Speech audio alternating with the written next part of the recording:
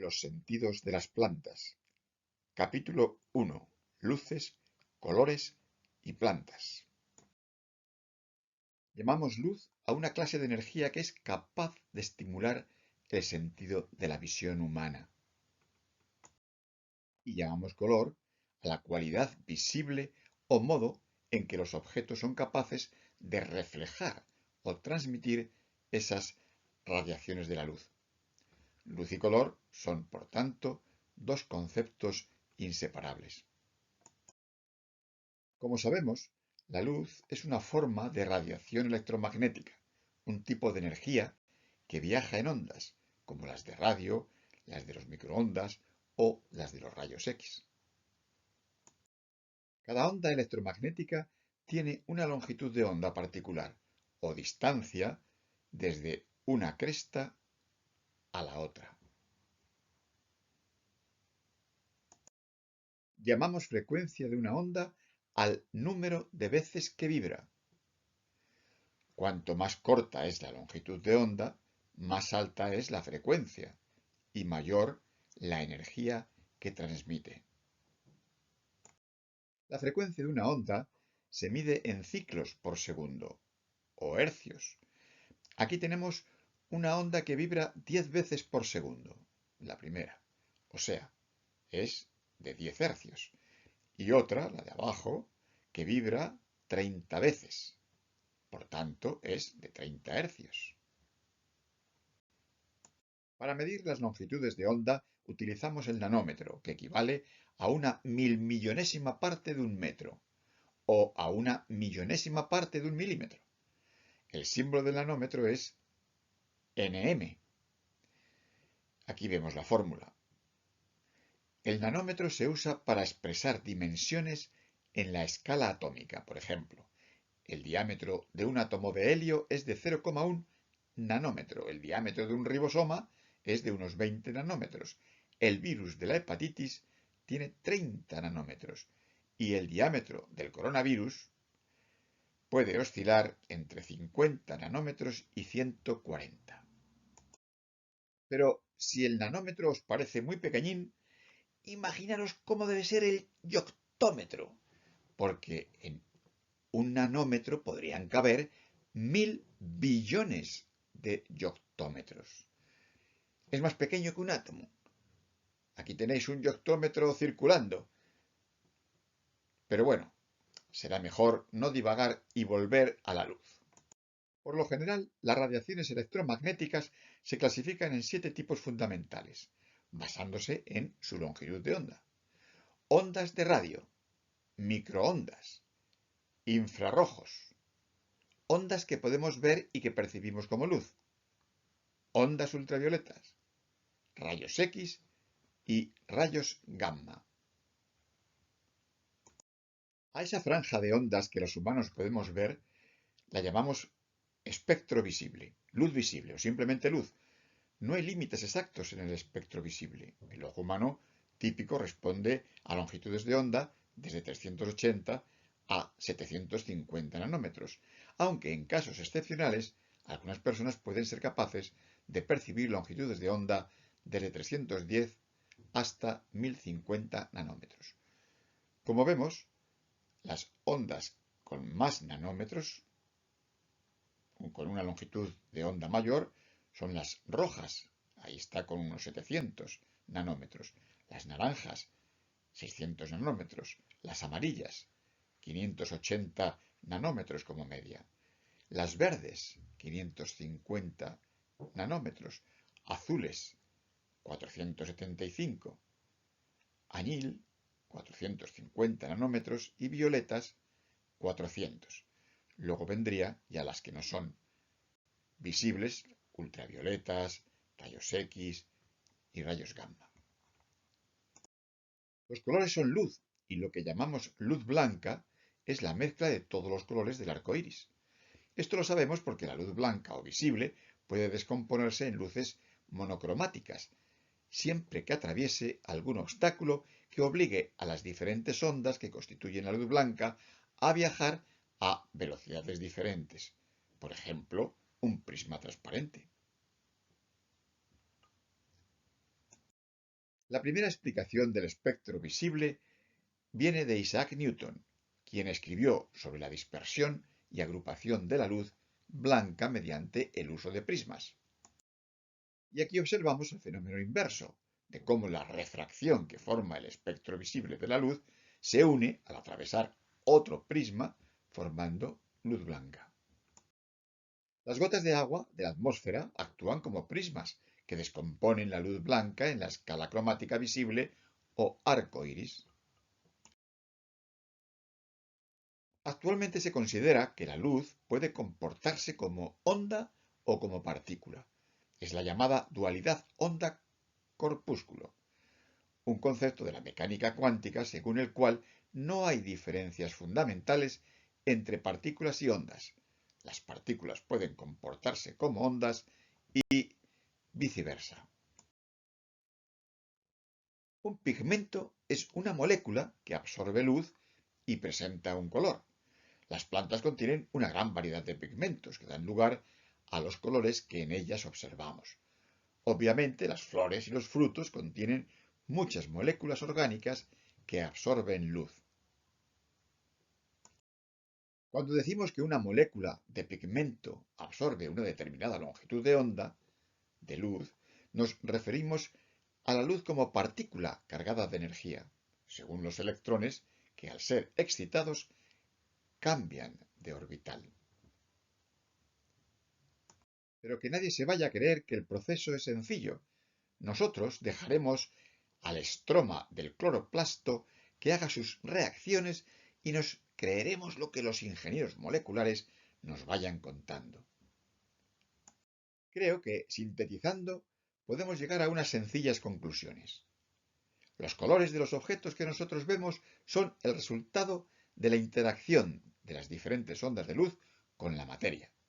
O dicho de otra manera, los distintos objetos materiales absorben selectivamente ciertas longitudes de onda de luz y reflejan otras. Las ondas que se reflejan o expulsan forman el color del pigmento, no las que se absorben. Estos objetos y flores que se ven de color azul es precisamente porque absorben luz roja, luz anaranjada, luz amarilla y luz verde y reflejan la luz azul. Y está claro que estas flores son de color rojo porque el pigmento predominante en ellas refleja las ondas de luz rojas y absorbe el espectro de ondas amarillas, verdes, azules o violetas. Aquí vemos todas las posibilidades de esos dos fenómenos de la reflexión y la absorción. Hay reflexiones difusas, cuando un objeto se ve de color único, también un objeto se puede ver de un color compuesto. Hay objetos de color blanco que reflejan todas las ondas de luz, objetos de color negro que absorben todas las ondas de luz, y también hay una reflexión especular. Cuando es perfecto se reflejan todas las ondas. Y cuando el espejo es de color, pues algunas son absorbidas, como veis. La materia viva es casi enteramente incolora. Por eso, para distinguir bajo el microscopio óptico las distintas estructuras celulares, se requiere casi siempre tinción, es decir, el uso artificial de pigmentos. La mayoría de los pigmentos utilizados en la manufactura y en las artes visuales son colorantes secos, usualmente en forma de polvo fino. Pero lo que a nosotros nos interesa es, sobre todo, hablar de los pigmentos biológicos, es decir, aquellos que se encuentran en los seres vivos de manera natural y cumplen diversas e importantes funciones. Los pigmentos más importantes de las plantas son los fotosintéticos, que se llaman así porque absorben energía luminosa convirtiéndola en energía química. Por ejemplo, la clorofila es el pigmento que las plantas utilizan para absorber la luz del sol y convertirla en energía útil para la fotosíntesis. Hay varios tipos de clorofila, pero todas ellas tienen típicamente dos modos de absorción en el espectro visible. Uno, en el entorno de la luz azul, entre 400 y 500 nanómetros de longitud de onda, y otro en la zona roja del espectro, entre 600 y 700 nanómetros.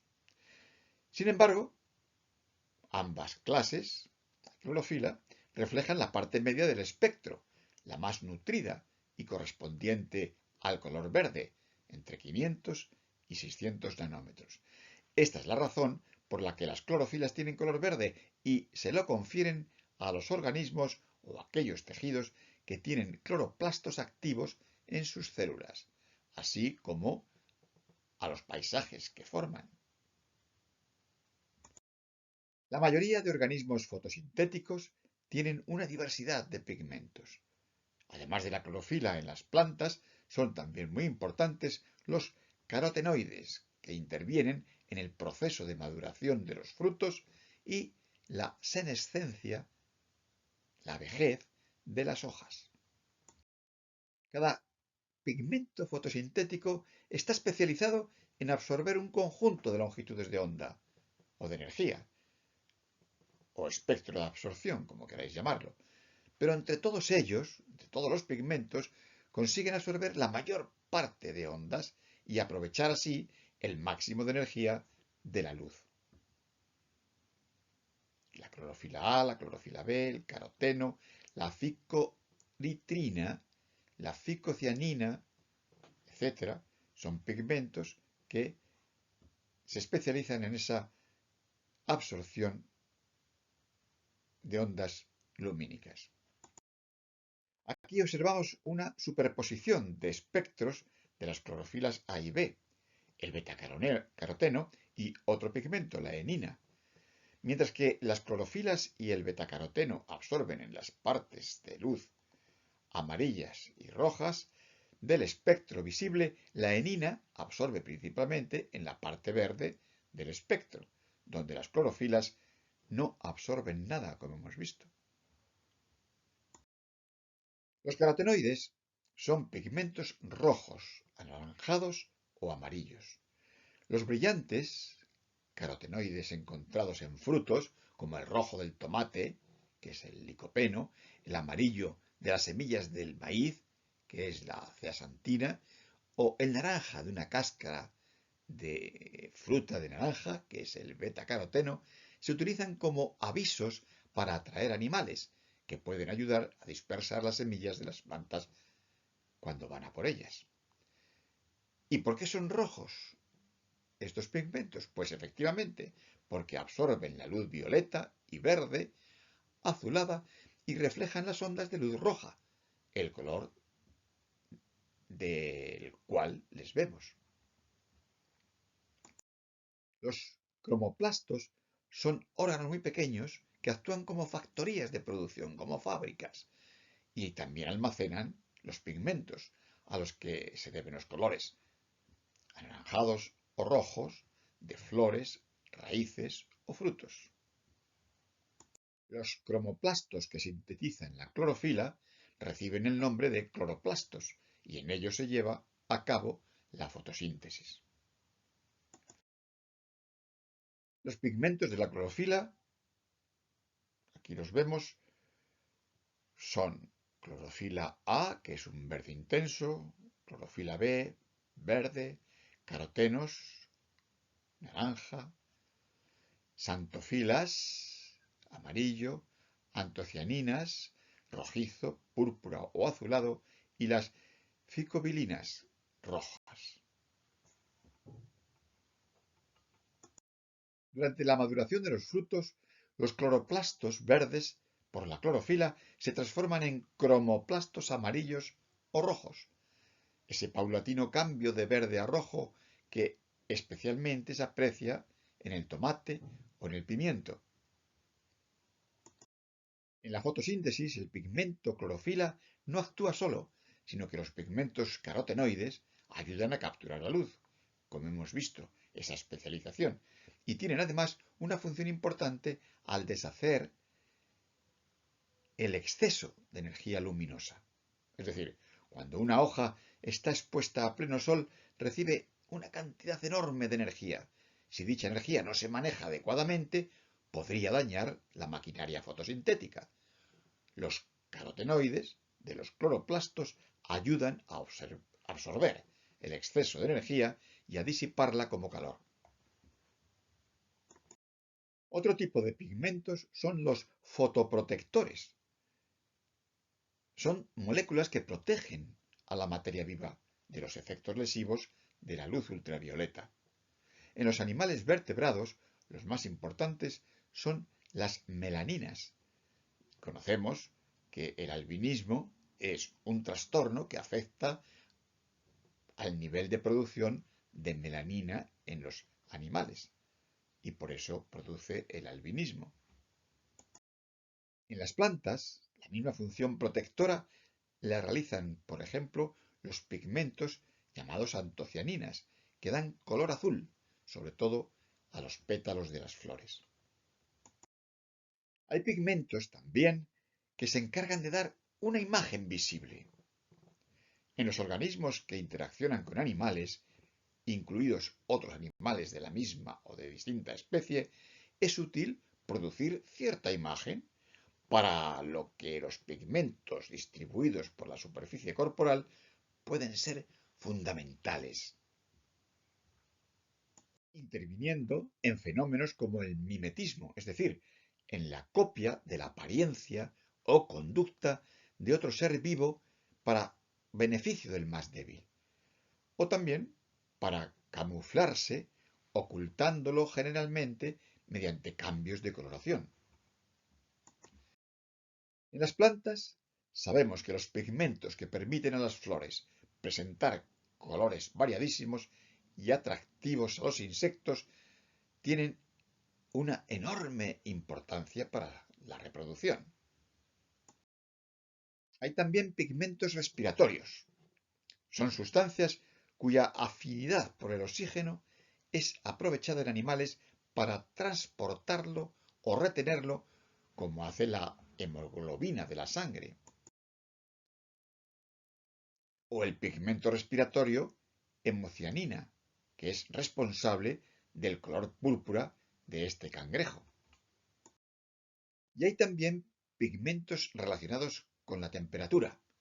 Los animales ectotermos de sangre fría dependen para su temperatura de la del exterior, y hay algunos animales que pueden controlar, además de su posición y orientación respecto al sol, la intensidad de su pigmentación, haciéndose más oscuros cuando necesitan calentarse. Cuando un camaleón está frío, profundiza su piel a un tono más oscuro, como el verde pino. Cuando quiere refrescarse, recurre a tonos más claros, como el verde menta. Otro tipo de pigmentos son los fotosensibles, cuya función es detectar la luz, ofreciendo al organismo información útil para dirigir su desplazamiento u otros comportamientos. Hay pigmentos fotosensibles en las células que llamamos receptoras, por ejemplo, las que tenemos en la retina y que forman dos clases de células especializadas: los bastones y los conos. Son dos fotorreceptores distintos y especializados. Los bastones poseen la rodopsina, que nos permite ver de noche o con muy poca luz, pero no en colores. Los conos poseen otra sustancia, la fotopsina, que discrimina los colores rojos, verdes y azules, de forma que hay tres tipos de conos especializados: los que detectan el rojo, los que detectan el verde y los que detectan el azul. Lo que es lo mismo, los colores que percibimos son el resultado de la mezcla de tres longitudes de onda reflejadas por los objetos: onda corta, color azul; onda media, color verde; onda larga, color rojo. Los colores restantes diferentes a estos tres, resultan de la mezcla de estas tres longitudes de onda. Algo parecido a lo que ocurre según la moderna teoría sustractiva de los colores, que demuestra que la mezcla adecuada del magenta, cian y amarillo permitiría obtener el rojo, verde y azul. Según la proporción mezclada, irán apareciendo miles de colores, casi infinitos. Sin embargo, la percepción del color por el ser humano no solo depende de la longitud de onda y la iluminación, es decir, de cómo los objetos reflejan la luz, dependen de otros factores, como el efecto del área circundante, el nivel de adaptación del observador, la memoria del color, la constancia del color de la persona que ve y que mira, etc.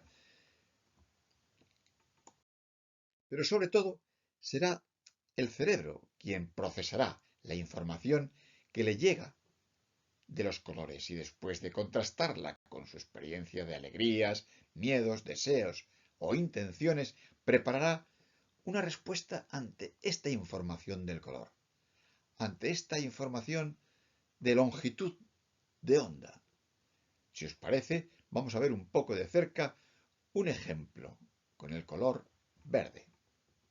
Será en el capítulo 2 de este ciclo donde trataremos los baños verdes en el color clorofílico verde.